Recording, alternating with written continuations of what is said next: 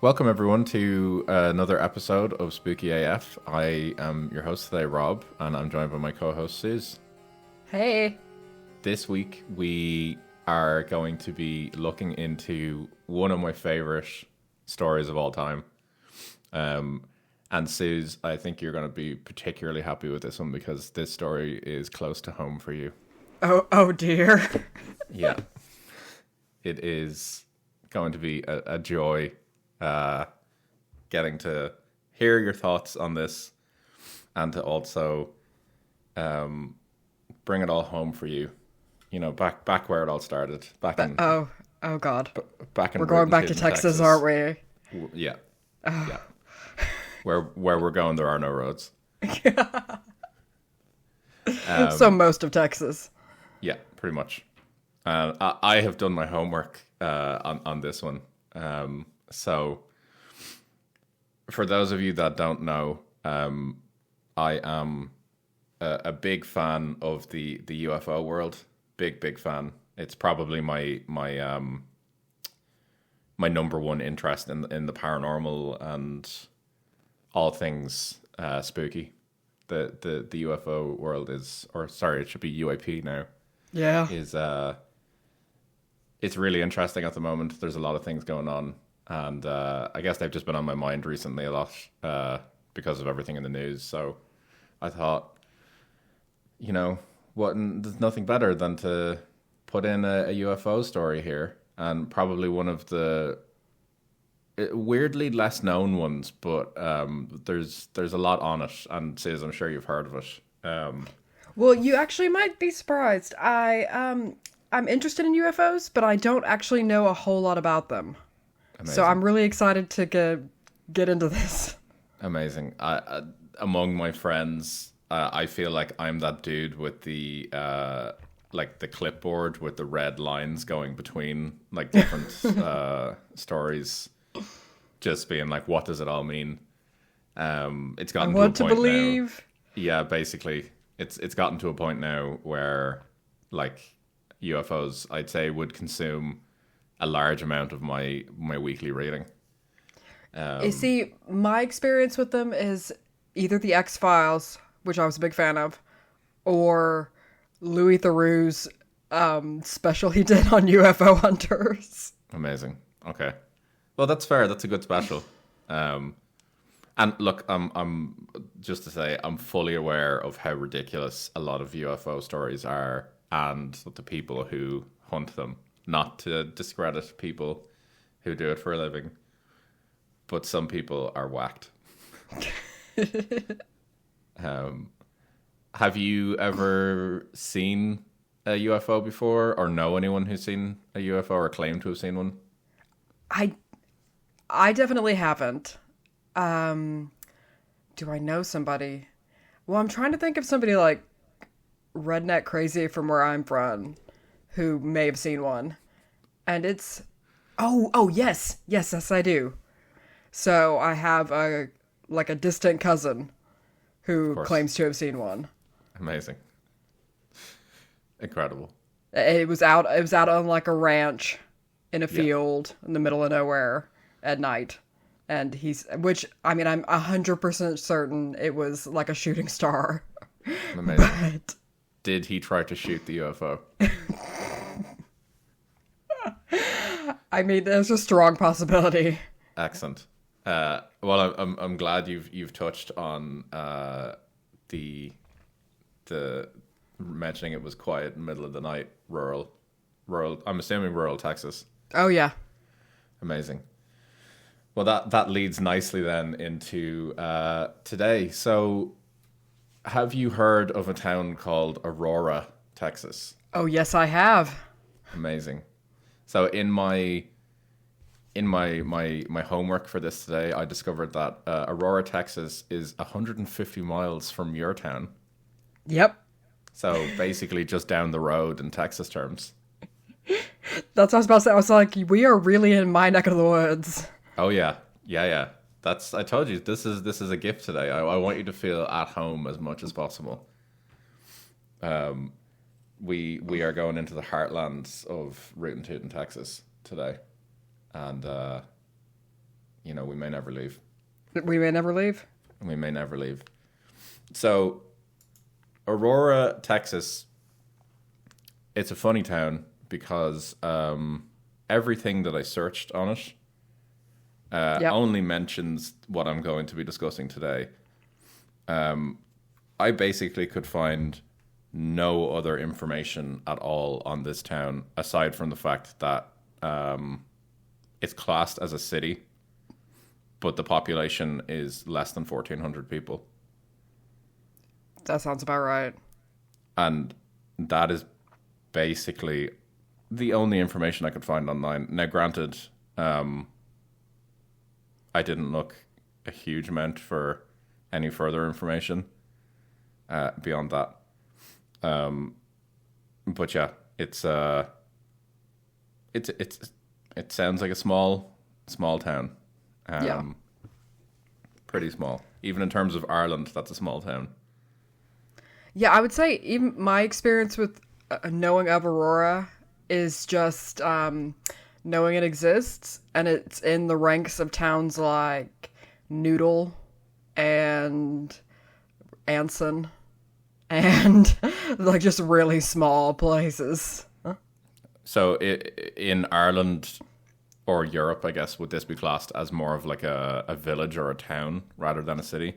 I would say it would be more like like a large village or a small town. Excellent. Okay. But I don't know what the rules are for being classified as a city in Texas. It may just be the strength with which you make the application. Fair. Okay. To be fair, though, I think every single town that I went into in the States called themselves a city. So, I don't know. But it's for all intents and purposes, it's a tiny, tiny town, and was even smaller during the events of what happened, what I'm going to discuss today. So, Suze, have you heard of the Aurora, Texas UFO incident? I have not. Amazing. Absolutely amazing. So, this UFO story is actually very popular in UFO circles. Okay. It's attracted quite a bit of interest kind of over the years, but it's been spread out. And such kind of TV shows like UFO Files and UFO Hunters, which are two separate shows, by the way. Yes. Have covered it. And there was there was a film made in the 80s called The Aurora Encounter. There's a film? There is a film. And obviously it's it's reached the peak of its popularity in that it also featured in an episode of Ancient Aliens. Well, if it's reached the echelons of Ancient Aliens. And the title of that episode, which may give you a hint of when we're talking about today, was called Aliens and the Old West. Incredible. Yeah. So today's story takes place all the way back in 1897. Oh, yes. Yeah. So we are, for everyone who doesn't know, we're 50 years pre-Roswell, which is classed as the seminal. Yeah, the event that brought UFOs into the modern thinking or the modern time. This is 50 years before then. This is a big story. 1897, there was a lot going on. The West was kind of slowing down. Yes, it was in the process of being one. Yeah. There was some horrific shit happening with indigenous populations. Oh, yeah. Yeah. And railways were being built, from what I gather, everywhere in the States. Oh, yeah. All over the place. And that's pretty much my knowledge of the Old West. I'm basing it entirely off my playthrough of Red Dead Redemption. So, obviously I know there was a lot of mining and such going on as well, but that's pretty much, I think, where it ends. The West was ending, basically, the Old West, the time of cowboys and gunslingers. It was nearly gone. You're facing mass urbanization, and therefore the lifestyle of this kind of Wild West, rolling around in not a cabin, a covered wagon, and all that was had already peaked. Incredible. I feel like people in Texas still to this day kind of cling on to that, like those kind of ideals more than other places in the States. Yes, and there's a reason for that, because I was a research assistant on a project in undergrad, and we were talking about why Texas views itself in that kind of Wild West way, rather than because like the rest of the South doesn't, and the rest of the Southwest doesn't cling on to it as hard. And we kind of concluded it was because Texas wants to separate its history of slavery. That sounds about right. Yeah, so they would rather be like, oh, we were all like ranchers and black people were our friends, and rather than like the long history of plantations and exploitation of black people as slaves in the history of Texas. So real, just like, don't open that door over there. Yes, 100%. They're like, we don't want to deal with it the way that other southern states have been kind of forced to deal with it, or at least tried to be forced to deal with it. So they just want to focus on the land of Budweiser and guns and rodeo and barbecue. Yes, they want saloon doors and gun holsters and big hats. 10-gallon hats, amazing. Okay. Yes. And they want to basically just bring it into like Roadhouse style. Everyone's just, going down to the local bar and drinking. Yeah, it was very, very much about like, oh, we're all a community of like free thinking people, and we're independent, and we used to be our own country, and yeah, there's very much. Most importantly, good Christian people. Yeah. Yes. 100%. Well, then I assume that Aurora, Texas was this pinnacle of Texan values then in 1897. Aurora at the time, surprisingly, or unsurprisingly, had an even smaller population than that of today. So back in the 1890s, it only had a population of about 370 people. Oh, wow. Yeah, so 370 people. So it's gained 1,000 people in 100 years. Well, that's growth. Yeah, they're good numbers. They got to pump the numbers a bit more, but they're on an incline. So yeah, about 370 people. For all intents and purposes, I could get that it was a quiet enough town. I think it used to be a bit more popular a few years beforehand. But at this point, its life in Aurora was starting to quieten down. The railway, as I mentioned earlier, was being built, and I believe Aurora was actually being left out of the railway lines. So the town in general was starting to quieten down a little bit at this point. So the event today takes place on April 17th, 1897. At approximately 6 a.m., to be precise. Reports came out of a cigar-shaped UFO crashing near the town of Aurora. For those of you that are interested in UFOs and such, the cigar-shaped UFO still to this day is one of the most popular reported shapes of UFOs. Yeah, it's actually more reported, if I'm correct, than the kind of like traditional what you would think of as a flying saucer, right? Yep, 100%. This is like one of the more common, or probably the most common shape after maybe triangles. Yeah. but yeah, the cigar shape. So it's super interesting that even then in 1897, where UFOs, I assume, are not part of the public kind of conscious at this time, this is being reported. Oh yeah, you wouldn't expect the townspeople to know the various types of UFOs. No, for sure. I don't think it's concerning them too much. So the thing about this UFO is that it crashed in Aurora in the morning of April 17th, but it had actually been seen flying over Missouri and Arkansas earlier before it crashed. The thing that's just kind of really interesting about this is that this was seen flying over, as I said, Missouri and Arkansas, crashed in Texas. For context, this is 5 years before the Wright brothers' first successful flight of their airplane. So it's something that would be noticed, like there's an object in the sky.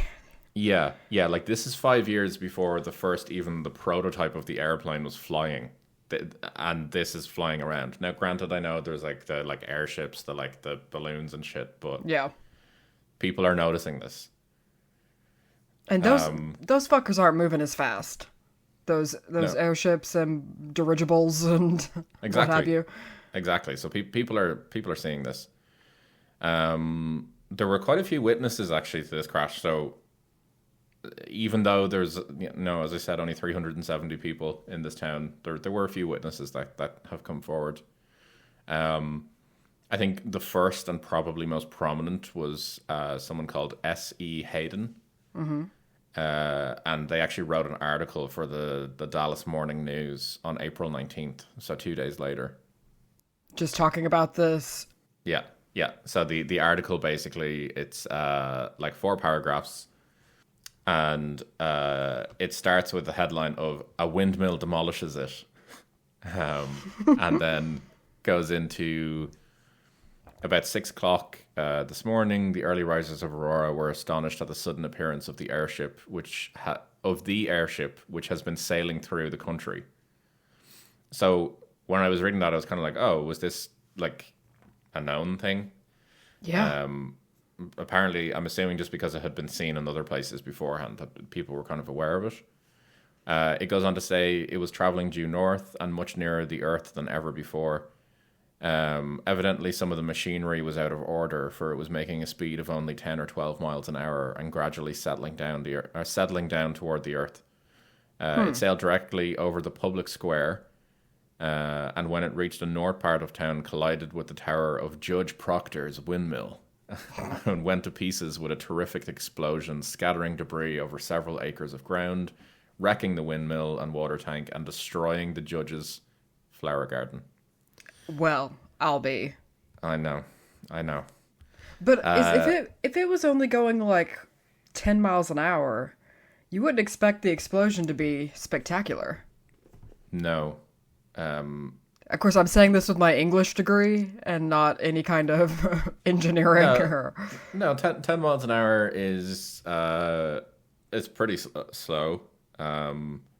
It's definitely not. It's not like James Bay. No, for people who don't understand freedom units. And by James Bay, I mean Michael Bay. I know. I was waiting for the penny to drop. For those of you that don't understand freedom units, 10 miles an hour is 16 kilometers an hour in the metric. So it's pretty slow. So yeah, you're right. I wouldn't necessarily think that it would be fast enough to destroy things, but I guess we're not considering like the weight of the object. Oh yeah, it could have been like a really heavy cigar. Yeah, and much like a cigar, it could have been burning. Okay. So, it did take out a flower garden though. So this is a serious thing. Not only the flower garden, the judge's flower garden. Judge. Yeah, Judge Proctor to be exact. And then the article goes on to say the pilot of the ship is supposed to have been the only one on board, and while his remains are badly disfigured, enough of the original has been picked up to show that he was not an inhabitant of this world. Oh. Yeah. Mr. T.J. Weems, the United States Signal Service officer at this place and an authority on astronomy, gives it as his opinion that he was a native of the planet Mars. I don't know how he knows that. I suppose, though, he is a self-professed expert on astronomy. Right. And papers found on his person, evidently the record of his travels, are written in some unknown hieroglyphics and cannot be deciphered. The ship was too badly wrecked to form any conclusion as to its construction or mode of power.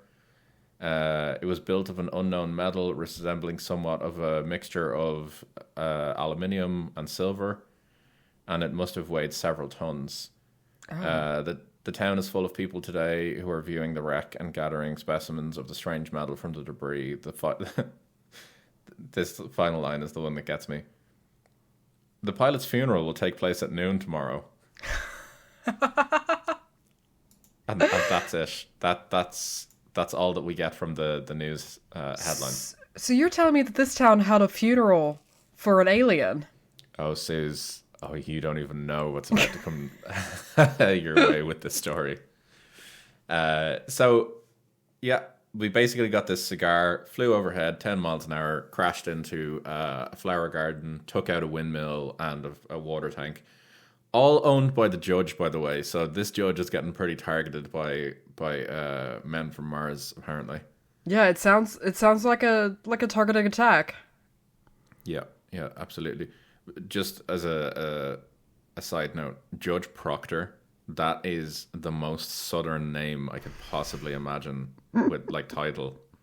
It really is. You know, Judge Proctor, he turns up to court. He's wearing his 10 boots and spurs. Hat. Yeah, he's got the Stetsons. He walks in. He's got like a bandolier with bullets around him. He has a bolo tie. Yeah, he's a double denim kind of guy. You know, his court is ruled by the rule of the Lord. Yeah. Yes. Yeah. The 10 Commandments are on a poster behind him. Yeah, scarily like modern day Texas. God, yeah. But Judge Proctor knows what's up. Judge Proctor is clearly an enterprising man as well because he has the town's windmill and a massive water tank. Do you think that came with the job? Like he was elected as judge, and then they were like, by the way, as a bonus, you now get this windmill and water tower. Honestly, like if that's a perk of the job, sign me up. Yeah, like what are we doing? Yeah. And clearly working our 9-to-5s. Exactly. Clearly he's siphoning, by the way, the water from the tank to deal with this like cool flower garden. I was like, who has a flower garden in that part of Texas? Yeah, absolutely. I find it interesting that they say that it's the judge's flower garden. So is it his flower garden or is the flower garden tended by his wife, by Mrs. Proctor? I like to think that Judge Proctor is ahead of his time and is really interested in horticulture. He's a modern man. Yeah. He's got that green thumb. Yep. Yeah. The way that he handles his courthouse is different to the way that he handles his hydrangeas. Oh yes, his hydrangeas receive the utmost care and gentleness. Of course. Yeah. But they are still held to the law of the Lord. Yeah, exactly. You know, when you rule with an iron fist, you know, that also covers your garden. Yes. Yeah. So yeah, they said it crashed. People came over naturally to see what was going on. They said there was debris everywhere, which was like aluminium and silver, which again, for anyone who is familiar with the Roswell story, something that they talked about there as well was that the metal was aluminium, like or more kind of like an aluminium foil and silver kind of texture. So it's just my question is, all these looky-loos that are collecting the metal, I'm just thinking of like it's coming from space. It's probably radioactive. I'm just worried that the entire town of Aurora is about to get cancer. Yeah, well, you know, you don't care about radiation at this time. That's no true. one knows about it. And, you know... They'd be like, oh, this metal is warm. I wonder why. Yeah, and when you've got, the protection of good old Judge Proctor looking after everyone, you don't need to worry about space radiation and cancer. True. I recently saw Oppenheimer, and so I'm just painfully aware. You're intrinsically aware now of yes. radiation. Yeah, fair. More than fair. So, yeah, and then the final thing, which they just dropped in there, was that it was a Martian man who was horrifically mutilated, but they recovered his body and they organized a funeral for him. Oh my God. So, yeah, the Mad Lads actually went ahead with this, and records would indicate that the pilot was actually indeed buried in the Aurora cemetery with, quote, Christian rites. Are you telling me that we could exhume an alien body from this cemetery? There is supposedly an alien body buried in Aurora, Texas, in their cemetery. It's... Oh my God. Actually, the cemetery itself even contains a Texas Historical Commission marker mentioning the incident. Ugh. Yeah. How have I never heard of this? I know. It is not that far away from where I'm from. I know. So, supposedly the wreckage, which they say weighed several tons, was dumped into the well located under the damaged windmill. Naturally. And they also threw some into the grave with the alien, I guess, to make him feel... like a Viking being buried with his jewelry. Yeah, they Boromired him, basically. And then a large stone was placed at the head of the grave to mark the spot. So even though he got a Christian burial, he didn't get, a written gravestone. No. Because what would they put? I'm surprised that he didn't get his own, large crucifix. Yeah, maybe the people of Aurora were more modern thinking at the time. They gave him a Christian burial because they weren't sure of his beliefs, but maybe they didn't go so far as giving him a crucifix. Yeah. They were like, you know what? We don't know where he's from. We have no idea. Yeah. Well, Mars. We've already said Mars. Well, yeah, the expert did say Mars, so maybe they're more into the Martian branch of Christianity, and who are we to judge? Yeah. Who's the prophet on Mars? That's the question. Exactly. Mars Jesus has only got time for Mars problems. So Mars adding... Jesus. He's like Korean Jesus. He's equally as ripped. Oh, yes. He deals with Mars problems. So that kind of ends the story for that part. So not much is kind of talked about kind of after then. It's almost kind of a case of not really talked about as much at that point. So we've then flash forward to 1945 approximately, and we have a man called Mr. Brawley Oates who enters the scene. He purchased Judge Proctor's property. I'm assuming the judge has moved on. Has since passed. Yeah, he's also occupying the Aurora cemetery. Yeah. So he's purchased the Proctor property and goes about tidying up the property. He knew there was a well on the property and decided to clean it out, or to locate the well, and then to clean it out to use it as a water source. So he does that, but then later on develops an extremely severe case of arthritis, which he claimed to be the result of contaminated water from the wreckage dumped into the well. I told you, it's fucking radiation. I know. So as a result, Oates sealed up the well with a concrete slab and placed an outbuilding on top of the slab in 1957. Okay. That kind of ends the kind of, I suppose, the public kind of knowledge of it. There's nothing to see here, basically. Yeah. Not much then is really kind of talked about after then. So it's really kind of around, like I know I said there was like a film and stuff came out, but it's kind of it's not really kind of in the public kind of mindset at this time. People aren't really thinking about it. I suppose as well, you've got, like as I said earlier, like the Roswell incident, and then a stream of other UFO related incidents, and they're kind of taking over the public psyche, I suppose. And then you've got like obviously the Second World War, like Korea, Vietnam, Cold War. People aren't thinking about the alien buried in Aurora. They're thinking about like communists and nukes. Yeah.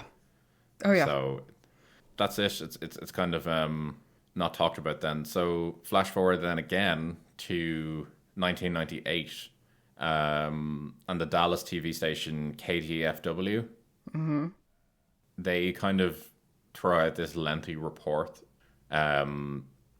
So they basically say after their investigation, they've determined that something did crash, but could find no evidence of extraterrestrial life or technology. This kind of gets the public thinking again. And in 2005, the UFO Files aired an episode related to this incident, just titled Texas Roswell. Nice. Yeah, cool title.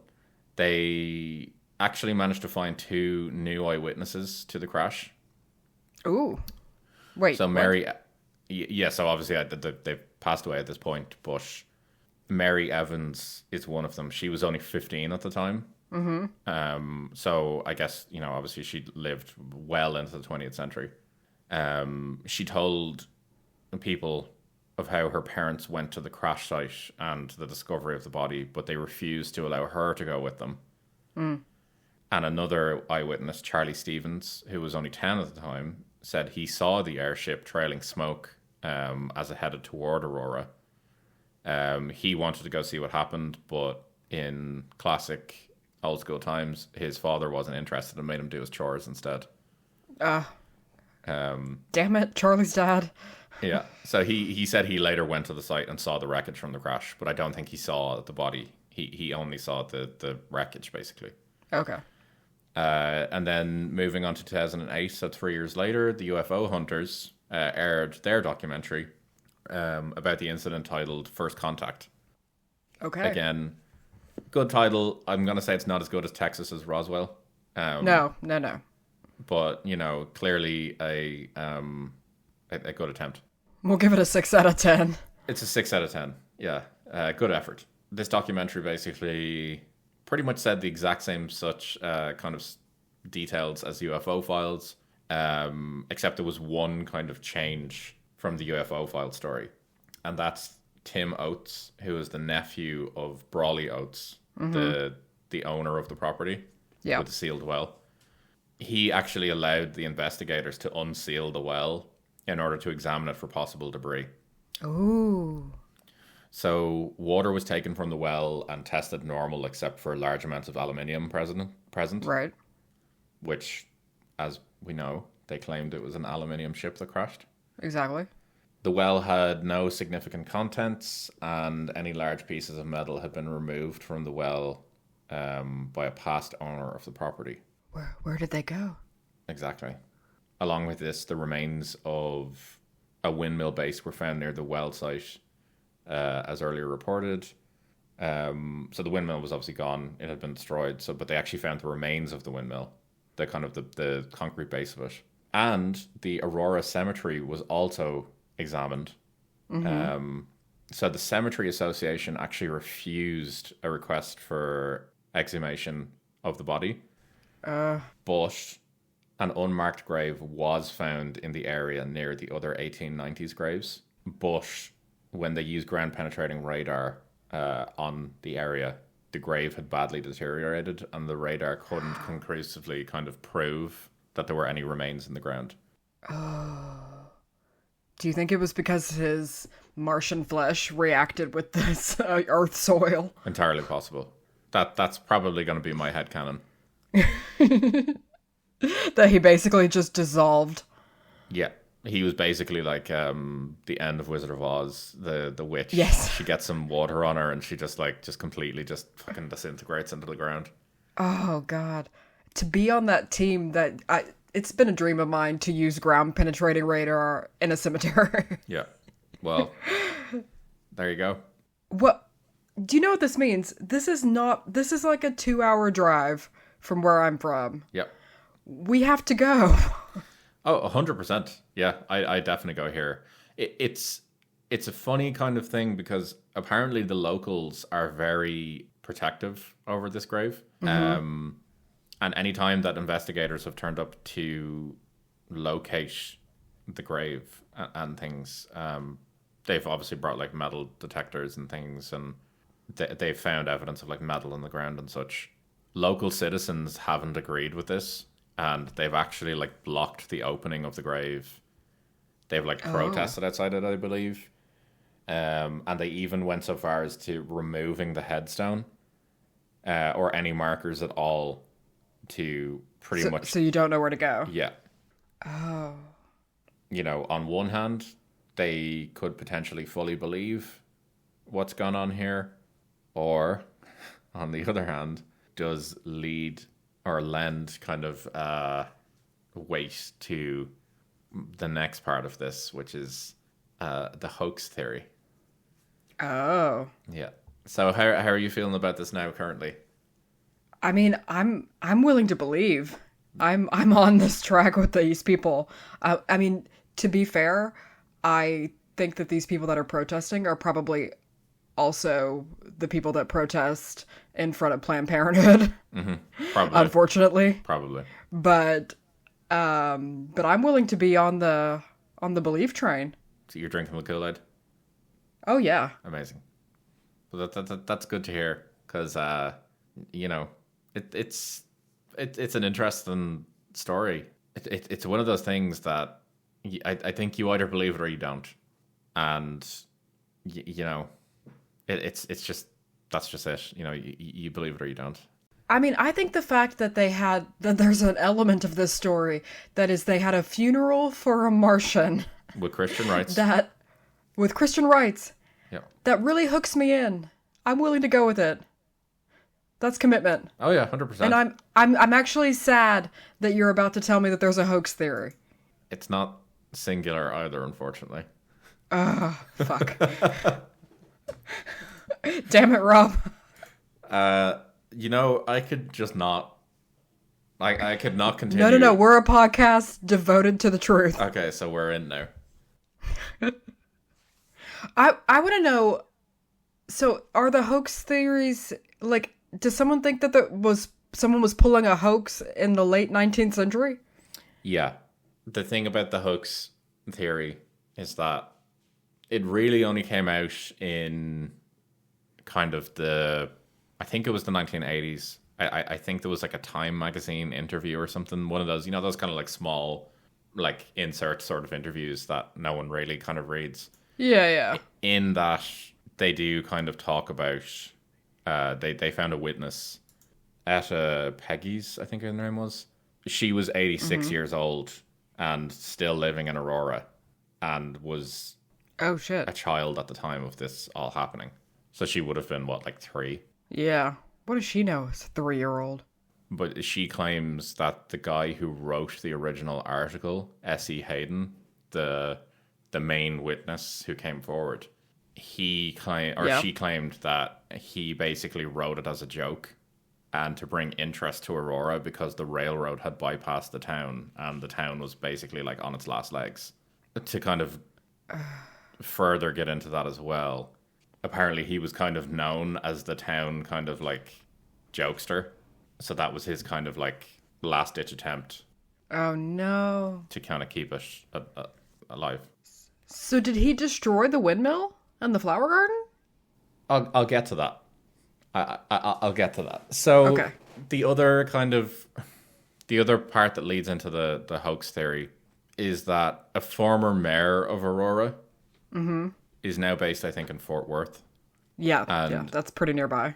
She apparently did some like historical research on it and found that in the months prior to the crash, Aurora had been plagued with a series of like tragic incidents, as she described it. So first, the local cotton crop was destroyed by a boll weevil infestation, And there was also a fire on the town's west side that basically destroyed a bunch of buildings and killed a bunch of people. Okay.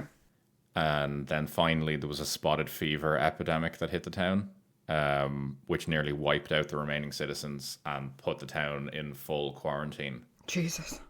The last kind of like nail in the coffin, so to speak, was, as I mentioned before, the planned railroad got within 27 miles of Aurora, but it never actually went to the town. Mm-hmm. So this all happened in the months before the crash. So people theorized that Hayden, in an attempt to keep Aurora alive, wrote this article and made it all up. Right. The person in the 1980 Time article who discussed it, Etta Peggy's, I'll give you a little hook that'll just pull you back into this. She claimed that Judge Proctor never operated a windmill on his property. However, as I've said already, the UFO Hunters episode did, in their investigation, found the base of the windmill and confirmed that it was the remains of a windmill from the 1890s right beside the well site, which matched up with the original statements and basically completely contradicts what was in the Time magazine article. So, yeah, I think Etta's just a buzzkill. You think so? I think so. Yeah. Also, she was 3. That is also true.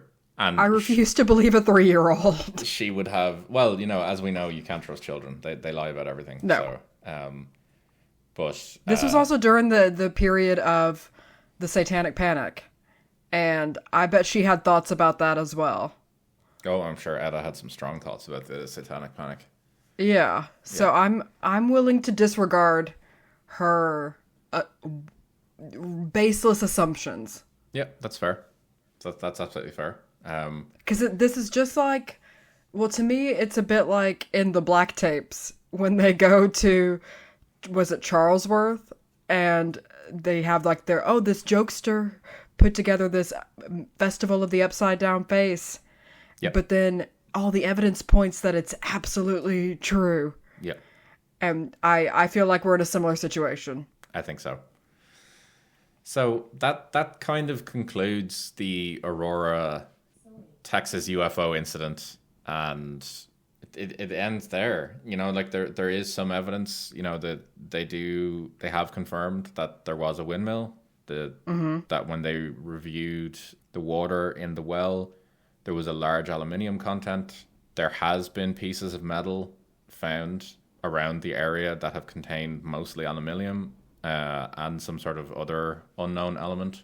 Now, whether or not it's an unknown element because it just hasn't been tested, I don't know. Yeah.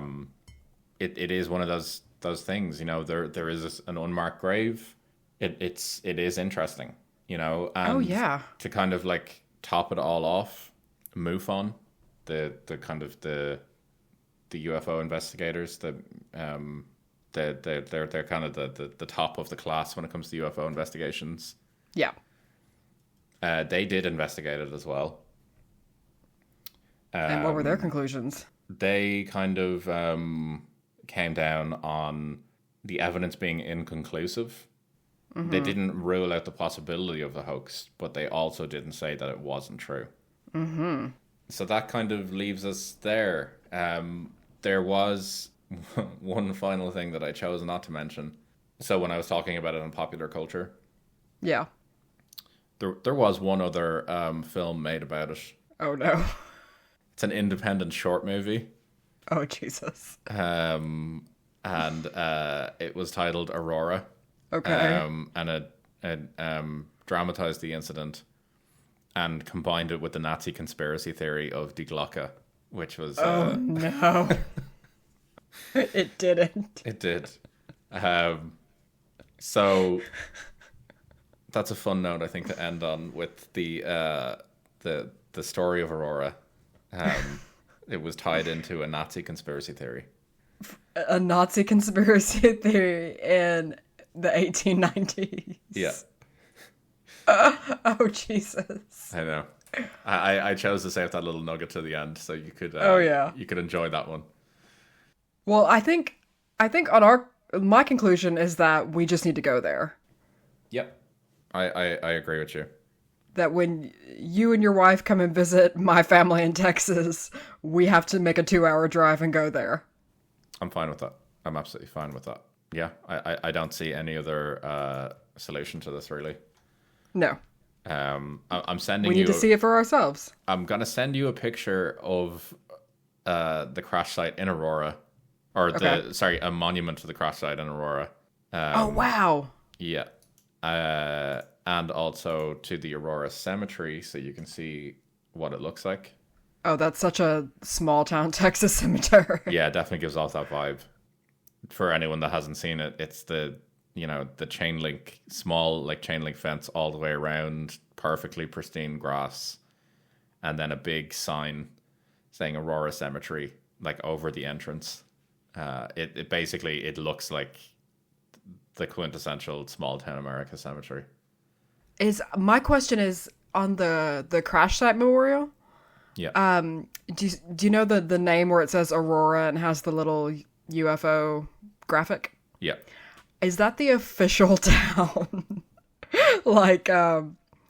brand? I don't know, because it does say Aurora, a legendary Western town. Yes. And I really want that to be part of their official comms plan branding. I think it could be. I really hope it is. My final favorite image that I've saved for you, it's my parting gift to you on this. Okay. Someone, when I was looking up images, decided to, I don't know why, but they got a picture of two girls looking at the craft as it's coming in to crash, and I don't want to give away anything else. I'm just going to send it to you, and I want to get your reaction. Okay. Oh my god. What? In the name of Photoshop. So this is a picture of two girls, I'd say probably 4 or 5 years old, in sundresses, naturally, and Stetsons. Naturally both blonde hair, holding hands, wearing Stetson hats, just looking at a cigar-shaped UFO, just over this idyllic. Imagine the Windows XP graph background. Yes. But just imagine that at in the evening. A golden hour. Yeah, and you've got this. It is completely ridiculous. It is. I kind of want to use it as my background on my work laptop. Just to see if anyone notices. Yeah. I think people would just be like, oh, is that from Texas? Well, because I already get comments because it, my current one switches between a Legend of Zelda background and this sketch of Hogwarts. Excellent. And so if I just throw this into the rotation and see if I get any comments. You could even just put it to show up for 2 seconds. Yes, subliminal messaging. Yeah, yeah. And I'll be like, this is where I'm from. Well, I don't know how you do things in the city, but down south, this is how we do. This is how we deal with UFOs. Yeah. I could just say it's a picture from my childhood, that one of those girls is me. Yeah, 100%. And that's fine. I think no one can question that. No, not at all. So that's the Aurora story. Personally, I don't know. I feel like something crashed, definitely. Yeah. I think something definitely happened. They've found a load of aluminium or aluminum, I should probably say, for American. For all our American listeners. Yeah. And they found that. They did say the water was contaminated with it. It does all kind of check boxes. I think the only thing that's left is, the body that's buried there. But, I'm also going to say, I don't think the US government would sit around happily knowing that there's evidence of an alien buried in a cemetery.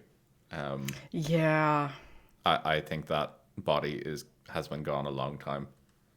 I think so. I think they went in early on, got it out in the middle of the night, Yeah. Men in Black style. Yeah. And you didn't see anything here. Yeah, no, nobody saw anything. Yeah. And Judge now Proctor, we're just left with... Judge Proctor could have been in on it. Oh my god. He's part of the conspiracy. Goes deeper. This goes all the way to the top. Goes all the way to Judge Proctor. Judge Proctor in his, like, cream linen suit sitting there. Yes. Turns around in his chair. Well, I guess you found me, boys. As he tends to his begonias. Yeah. With such a delicate touch. Yes. A picture of Jesus and a crucifix behind him on the wall. Over him, yes. naturally. Oh, yeah. Yeah, 100%.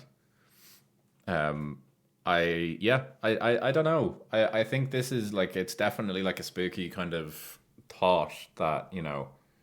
That there's an alien buried in a Texas cemetery. Yeah.